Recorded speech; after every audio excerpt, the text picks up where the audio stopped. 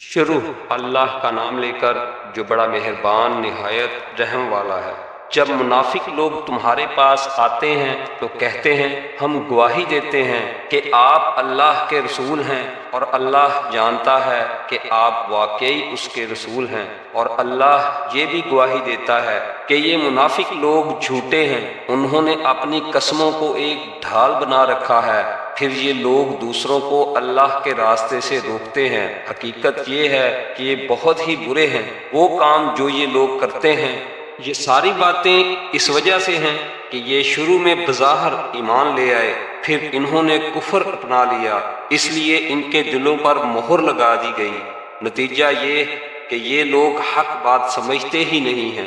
جب تم ان کو دیکھو تو ان کے ڈیل ڈول تمہیں بہت اچھے لگے، اور اگر وہ بات کریں تو تم ان کی باتیں سنتے رہ جاؤ۔ ان کی مثال ایسی ہے جیسے یہ لکڑیاں ہیں جو کسی سہارے سے لگا رکھی ہیں، یہ ہر چیخ و پکار کو اپنے خلاف سمجھتے ہیں۔ یہی ہیں جو تمہارے دشمن ہیں، اس لیے ان سے ہوشیار رہو، اللہ کی مار ہو ان پر۔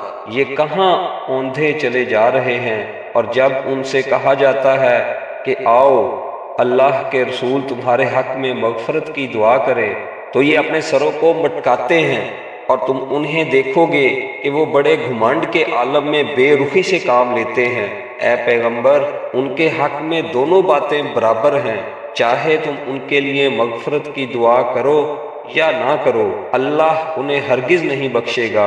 یقین جانو اللہ ایسے نافرمان لوگوں کو ہدایت تک نہیں پہنچاتا۔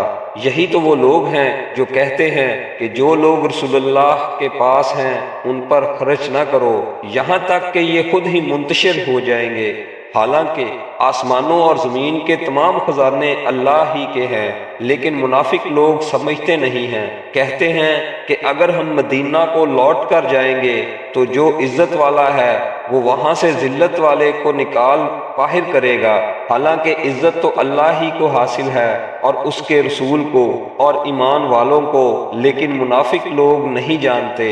اے ایمان والو، تمہاری دولت اور تمہاری اولاد تمہیں اللہ کی یاد سے غافل نہ کرنے پائیں، اور جو لوگ ایسا کریں گے وہ بڑے گھاٹے کا سودا کرنے والے ہوں گے۔ اور ہم نے تمہیں جو رزق دیا ہے اس میں سے اللہ کے حکم کے مطابق خرچ کر لو، قبل اس کے کہ تم میں سے کسی کے پاس موت آ جائے اور وہ یہ کہے کہ اے میرے پروردگار، تو نے مجھے تھوڑی دیر کے لیے اور مہلت کیوں نہ دے دی کہ میں خوب صدقہ کرتا اور نیک لوگوں میں شامل ہو جاتا۔ اور جب کسی شخص کا مقرر وقت آ جائے گا تو اللہ اسے ہرگز مہلت نہیں دے گا، اور جو کچھ تم کرتے ہو اللہ اس سے پوری طرح باخبر ہے۔ شروع اللہ کا نام لے کر جو بڑا مہربان نہایت رحم والا ہے۔ آسمانوں اور زمین میں جو چیز بھی ہے وہ اللہ کی تسبیح کرتی ہے، اور بادشاہی اسی کی ہے اور تعریف اسی کی، اور وہ ہر چیز پر پوری قدرت رکھتا ہے۔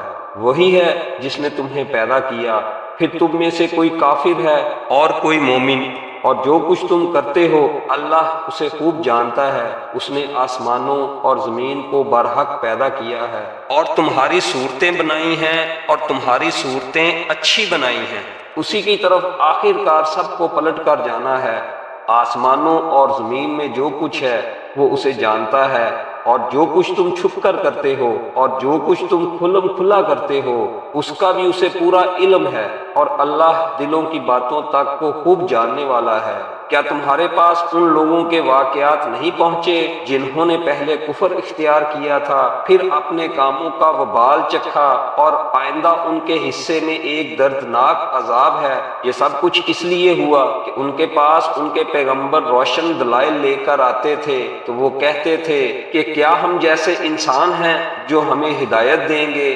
غرض انہوں نے کفر اختیار کیا اور منہ موڑا، اور اللہ نے بھی بے نیازی برتی، اور اللہ بالکل بے نیاز ہے، بذات خود قابل تعریف۔ جن لوگوں نے کفر اپنا لیا ہے وہ یہ دعویٰ کرتے ہیں کہ انہیں کبھی دوبارہ زندہ نہیں کیا جائے گا، کہہ دو کیوں نہیں، میرے پروردگار کی قسم تمہیں ضرور زندہ کیا جائے گا، پھر تمہیں بتایا جائے گا کہ تم نے کیا کچھ کیا تھا، اور یہ اللہ کے لیے معمولی سی بات ہے۔ لہٰذا اللہ پر اور اس کے رسول پر اور اس روشنی پر ایمان لاؤ جو ہم نے نازل کی ہے، اور جو کچھ کرتے ہو اللہ اس سے پوری طرح باخبر ہے۔ یہ دوسری زندگی اس دن ہوگی جب اللہ تمہیں روز حشر میں اکٹھا کرے گا۔ وہ ایسا دن ہوگا جس میں کچھ لوگ دوسروں کو حسرت میں ڈال دیں گے، اور جو شخص اللہ پر ایمان لایا ہوگا اور اس نے نیک عمل کیے ہوں گے، اللہ اس کے گناہوں کو معاف کر دے گا اور اس کو ایسے باغوں میں داخل کرے گا جن کے نیچے نہریں بہتی ہوں گی،